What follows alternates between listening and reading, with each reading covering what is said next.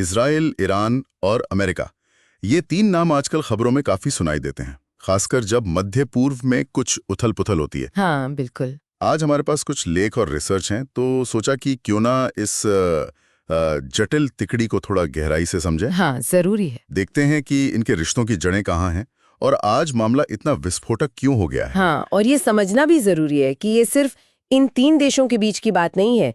इसका असर मतलब पूरे मिडिल ईस्ट पर और शायद दुनिया पर भी पड़ता है। सही कहा। विचारधारा है, फिर वो परमाणु कार्यक्रम का मुद्दा है, इलाकाई दबदबे की लड़ाई है, सब कुछ जुड़ा हुआ है इसमें। तो फिर शुरुआत करते हैं सबसे बुनियादी टकराव से, यानी इजराइल और ईरान।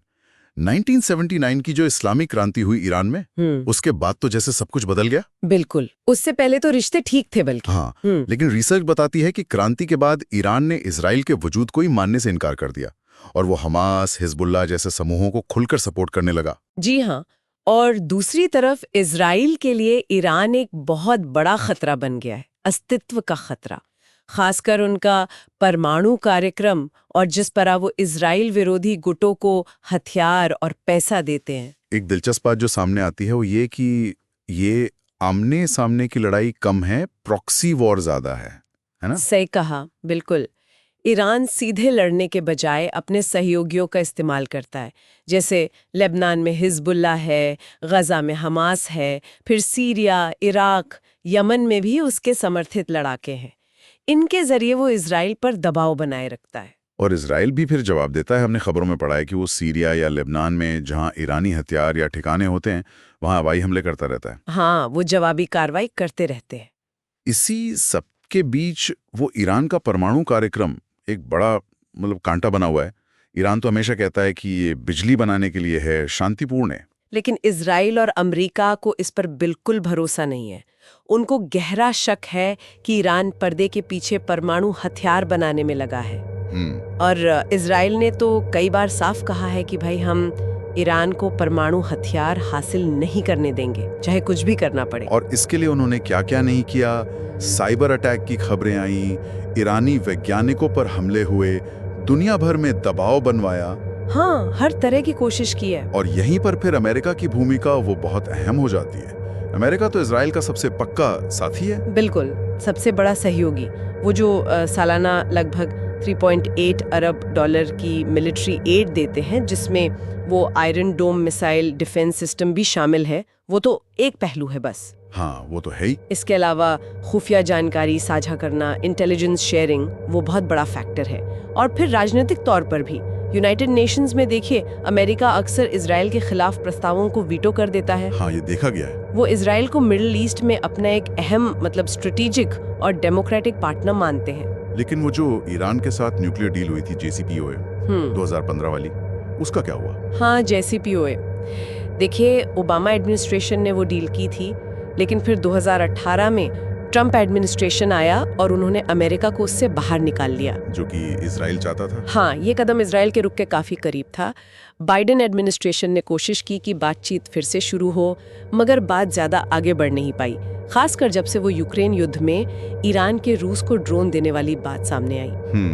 और पिछले कुछ सालों में, खासतौर पे अक्टूबर 2023 के बाद, तनाव तो बहुत ही ज्यादा बढ़ गया है। हाँ, वो हमास ने जो इजराइल पर हमला किया, उसके बाद इजराइल ने गजा में बड़ा ऑपरेशन शुरू किया। ईरान पर भी उंगलियां उठी कि उसने मदद की होगी, हालांकि ईरान ने सीधे तौर पर शामिल होने से इनकार किया। उसके बाद क्या हुआ? उसके बाद हमने देखा कि कैसे इराक, सीरिया, यमन में जो ईरान समर्थित गुट हैं, उन्होंने अमेरिकी ठिकानों पर, जहाजों पर हमले तेज कर दिए। और अमेरिका ने भी जवाब दिया। हाँ, अमेरिका ने भी जवाबी हमले किए। और फिर वो अप्रैल 2024 वाली घटना तो अभूतपूर्व थी। दमिश्क में ईरानी कॉन्सुलेट पर इजरायली हमले के बाद ईरान ने पहली बार सीधे इजराइल पर मिसाइलें और ड्रोन दागे। हाँ, वो तो बहुत बड़ी खबर थी। हालांकि ज्यादातर हमलों को इजराइल ने अमेरिका और दूसरे सहयोगियों की मदद से नाकाम कर दिया, लेकिन इसने एक नई लकीर खींच दी। प्रॉक्सी वॉर से डायरेक्ट कॉन्फ्रंटेशन का खतरा बढ़ गया। एक सवाल जो लोगों के मन में आता है कि आखिर अमेरिका इतना मजबूती से इजराइल के साथ खड़ा क्यों रहता है? रणनीतिक लोकेशन, मिलिट्री कॉपरेशन, साझा लोकतांत्रिक मूल्य, ये सब तो ठीक है, लेकिन क्या और भी कुछ है? हाँ, ये सब कारण तो है ही। इजराइल की लोकेशन बहुत स्ट्रेटेजिक है, मिलिट्री सहयोग गहरा है, दोनों खुद को लोकतंत्र मानते हैं। लेकिन इसके साथ साथ अमेरिका की जो अपनी घरेलू राजनीति है वो भी एक बड़ा कारण है। अच्छा, कैसे? वहाँ एपैक जैसे बहुत ताकतवर इजराइल समर्थक लॉबी ग्रुप्स हैं। फिर जो ईसाई इवेंजेलिकल समुदाय है उनका भी इजराइल को जबरदस्त समर्थन हासिल है। ये सब मिलकर अमेरिकी सरकार की नीतियों पर काफी असर डालते हैं। समझ गया। तो कुल मिलाकर देखें तो ये एक बहुत ही उलझा हुआ जाल है। इसमें विचारधारा है, देशों के अपने हित हैं, इलाके में कौन बड़ा बनेगा इसकी होड़ है, और बाहरी ताकतें भी शामिल हैं। ये सिर्फ इजराइल बनाम ईरान नहीं है। बिल्कुल सही कहा। ये एक मल्टी लेयर्ड संघर्ष है जिसमें अमेरिका एक बहुत महत्वपूर्ण कड़ी है। एक तरफ ईरान है जो इस इलाके में मौजूदा व्यवस्था को, अमेरिका और उसके सहयोगियों के दबदबे को चुनौती दे रहा है, और दूसरी तरफ अमेरिका है जो अपने सहयोगी इजराइल के जरिए और अपने खुद के हितों के लिए उस व्यवस्था को बनाए रखना चाहता है। हाँ बिल्कुल। और ये जो तिकड़ी है, इसी की खींचतान इस क्षेत्र के ज्यादातर आजकल के संकटों के केंद्र में है। और ये हमें सोचने पर मजबूर करता है कि इतने तनाव और एक दूसरे पर इतने अविश्वास के माहौल में क्या कोई छोटी सी चूक, कोई गलतफहमी एक बड़े युद्ध में बदल सकती है। हाँ, ये खतरा तो बना ही रहता है। और अगर ऐसा हुआ, खुदा ना खास्ता, तो उसके नतीजे सिर्फ इसी क्षेत्र तक सीमित नहीं रहेंगे।